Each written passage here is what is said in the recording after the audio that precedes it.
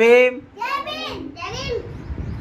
આજ તારીખ 3/3/2026 મંગળવારના દિવસે અમારી school doctor Bhimrao Ambedkar pre primary સ્કૂલમાં પ્રાર્થના થઈ રહી છે, તો આપ પણ સાંભળો, ગાઓ અને લાભ લ્યો।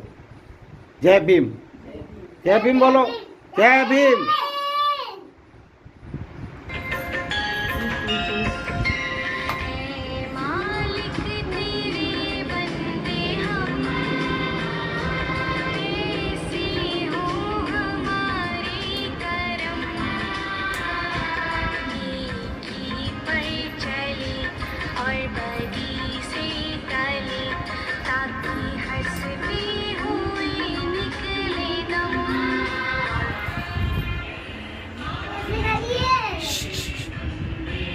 सीधे हाथ जोड़ के खड़े रहो।